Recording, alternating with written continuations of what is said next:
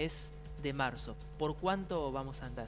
Es difícil por ahí pensar una predicción, pero uno estima que por arriba del 6 probablemente, por abajo del 7, siguiendo un poco la línea de los últimos meses. Los últimos meses ha Claro. estado el 6,6, 6,5% mensual y que ha sido traccionado principalmente por el aumento de alimentos que se vio en los últimos meses, que es una inflación en alguna medida que tiene un impacto social mucho más grande y además que ¿cómo decir? Pondera mucho en lo que es la inflación total, ¿no? Buena parte de la inflación total se explica por el Claro. componente alimentario, Y ¿no? justo alimentos, que es lo que más afecta, ¿no? Por ahí a las clases más vulnerables, ¿no? Es algo básico. Uno la ropa puede elegir el repuesto para el auto en muchos casos también, pero alimentarse no. Sí, sí, tal cual. Suele ser un tercio o el Claro. 40% de la canasta de consumo de una familia, en el mejor de los como una estructura base, y a veces que suele ser mucho más, sobre todo con las familias que tienen menores ingresos.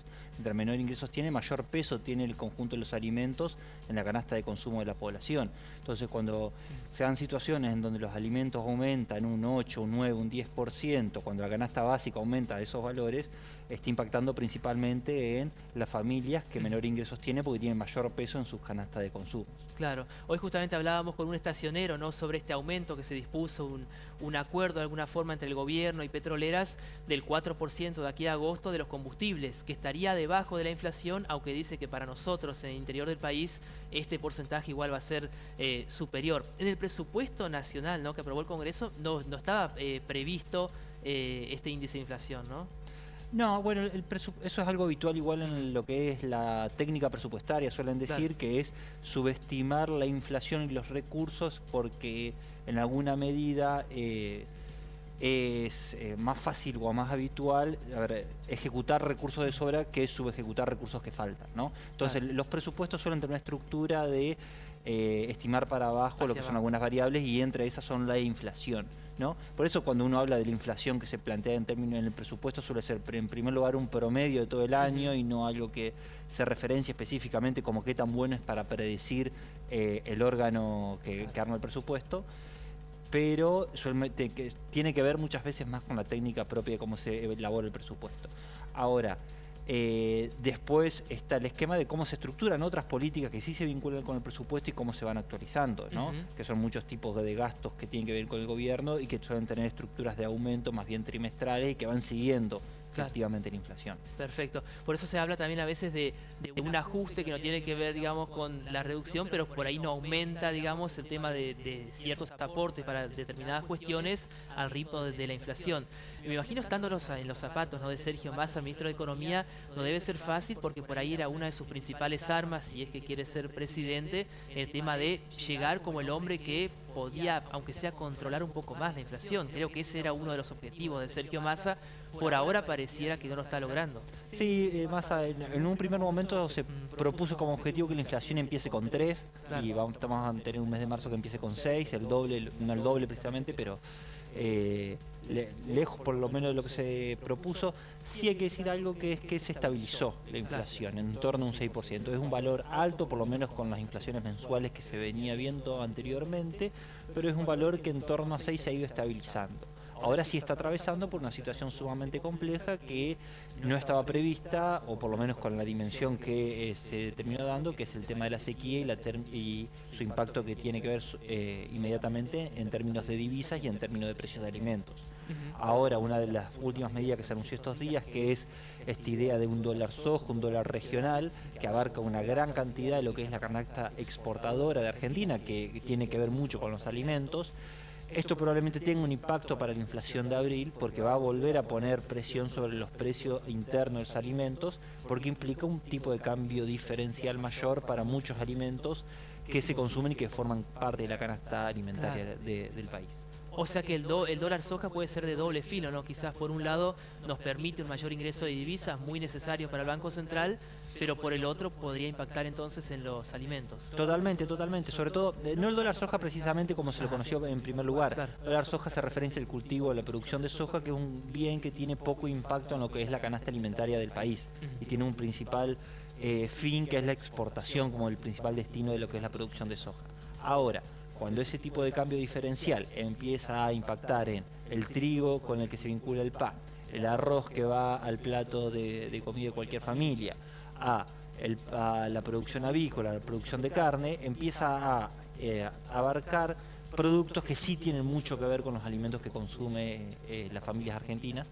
Entonces ahí sí va a empezar a tener mayores presiones inflacionarias que como lo fueron las experiencias anteriores, ¿no? Entonces parece que este dólar soja 3 más regional va probablemente a acelerar un poco la inflación en el mes de abril, por lo menos en términos alimentarios, que era un componente que no estaba previsto, o por lo menos que estaba previsto que aumente menos que el promedio, y que sirva en alguna medida como de ancla o que dé lugar para que aumenten otros sectores de la economía que aumentarían en el mes de abril, como podría ser energía, por ejemplo, pero que, dado este dólar soja vinculado nuevamente con la sequía y con la necesidad de recomponer lo que es la divisa del país, van a terminar teniendo un impacto por ahí mayor al esperado en lo que es la inflación de abril, por lo menos, Claro. o mayo.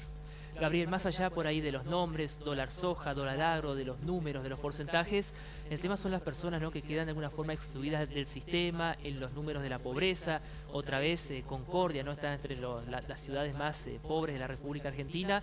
¿Cómo estamos parados aquí como provincia de Entre Ríos, ¿no?, aparte de la situación de Concordia en general, ¿no?, en el contexto nacional?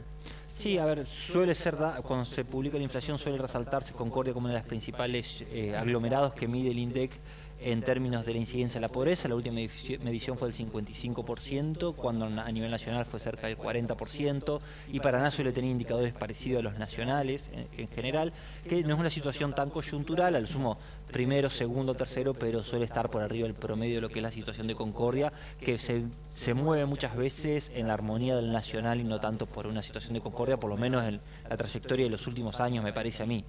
Sí, lo que hay de cuenta es lo que vos mencionabas recientemente, que es la complejidad con la que tenemos que leer la pobreza en la situación actual.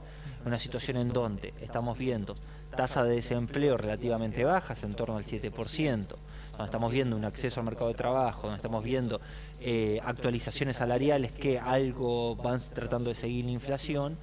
La aceleración constante inflacionaria está impactando directamente en familias que no logran acceder a lo que es una canasta básica. No es que no logran acceder, sino que su ingreso comparado con el nivel de precios termina posicionándolos por abajo de la inflación, ¿no? Entonces, la inflación termina generando que lo que antes eran familias con dificultades para acceder al mercado laboral eran las que están en situación de pobreza, y ahora son cada vez más familias que tienen acceso al mercado laboral y muchas veces trabajos en blanco, las que dificultan, las que por ahí no llegan a fin de mes en una situación que no fuera de pobreza o indigencia, Claro. vinculado con este fuerte aumento del nivel de precios. Y ni hablar, Gabriel, de esto del famoso ascenso social, ¿no?, de las personas que decían, bueno, trabajando me compro el auto, la casa, me compro campo, lo que sea, armo mi empresa. Hoy en día esto es mucho más complejo, y a veces el ascenso es hacia abajo. Sí, bueno, ahí me excedo un poco. Me excedo un poco el análisis ese, pero entiendo lo que planteas. A ver, cada vez uno la mirada que tiene es, a medida que pasa el tiempo es más difícil poder ir mejorando su situación socioeconómica. Claro.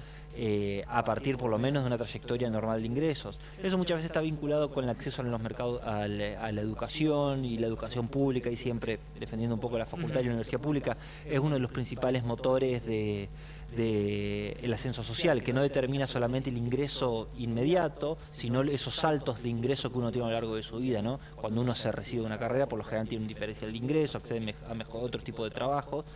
Entonces la clave también está puesta ahí, ¿no?, en la capacidad de atender la situación educativa y el acceso a la educación y a esos grandes momentos que traccionan el ascenso social en términos generales.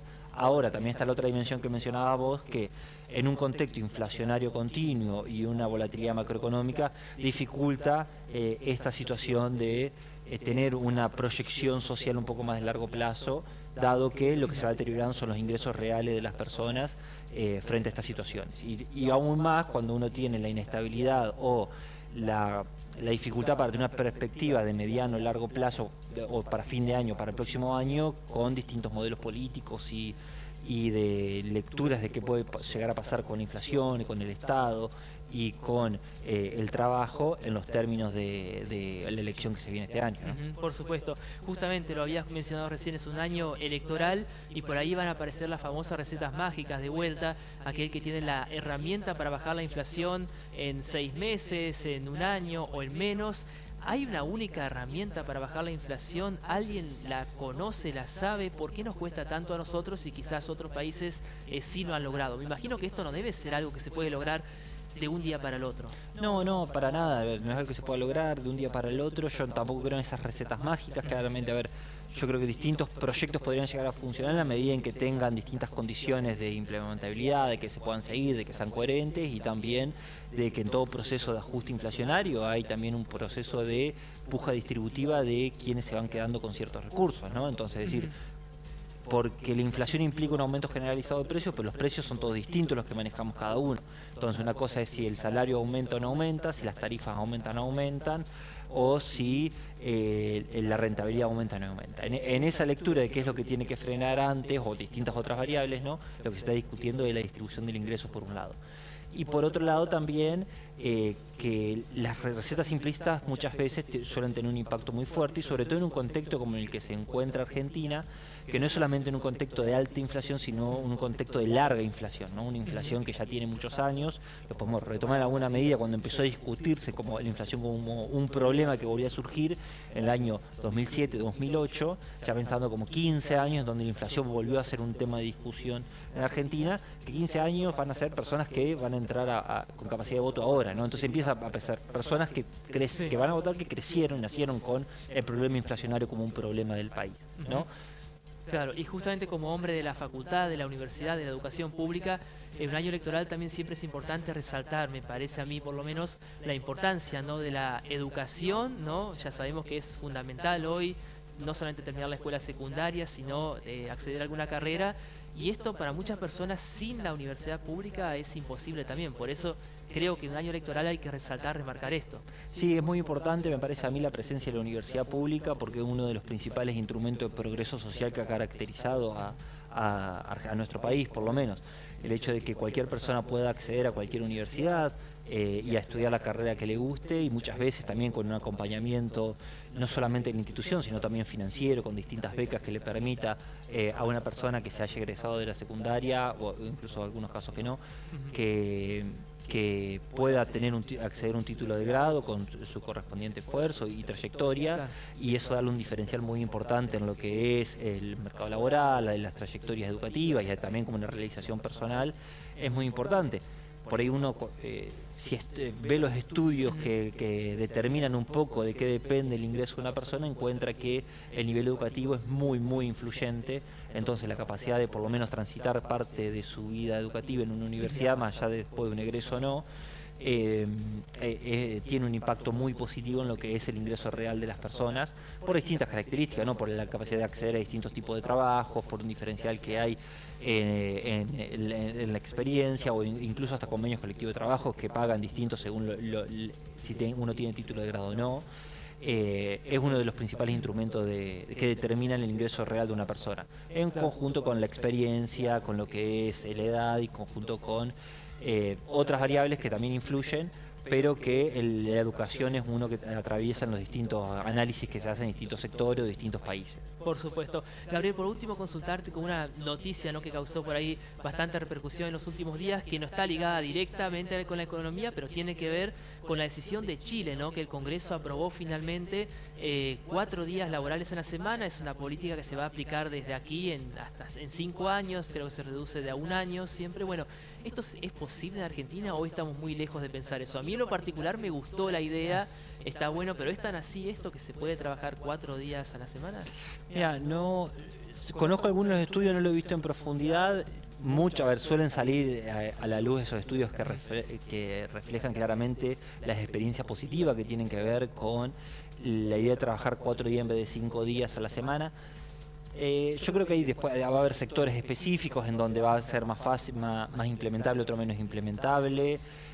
Claramente en un sector productivo que requiere personas que estén trabajando con fábrica, eso implica un 20% del tiempo. Claramente eso se compensa después con negociaciones salariales o con una mayor remuneración, como es sábados y domingos, que muchas veces acá también se trabajan, o con negociación de francos. Pero esos estudios son resaltar que muchas veces tienen impactos, que no tienen impactos negativos en la producción o en la productividad de los sectores que deciden hacer esas actividades, mucho más vinculado también con el reordenamiento de la producción en vez de 5 días en 4 días. Me parece a mí que por lo menos son experiencias interesantes para tener en cuenta, porque los debates sobre la relación entre el trabajo y la vida personal se han dado en los últimos tiempos y a ver, en los últimos años, Claro. pero es algo que si uno... En la pandemia creo que se pensó bastante eso nuevamente. En la pandemia ese debate aparece nuevamente en forma muy fuerte, pero si uno mira de acá para 100 años atrás, Sí. claramente encontraba que el trabajo era otro tipo de trabajo con otros tiempos. Antes no se trabajaba en 8 horas, sino que la idea de 8 horas laborales fue también una conquista social. Las condiciones laborales también, entonces por ahí hay que tener en cuenta que estos debates también se dan en ese marco, ¿no? En una mirada larga del mundo del trabajo, en donde ha ido cambiando fuertemente cómo se relaciona el hombre con su trabajo y las posibilidades que tiene en ese contexto. Por supuesto. Gabriel, muchas gracias por la visita y por la charla, por supuesto. No, a ustedes, por favor. Así pasaba Gabriel Whitman, economista de la Facultad de Ciencias Económicas de la Universidad Nacional de Entre Ríos. Vamos a más información. En este caso tenemos que ir con otra noticia justamente que tiene que ver con la reconstrucción de la calzada desde el túnel. Esto fue anunciado por el intendente de la ciudad, Adán Humberto Val.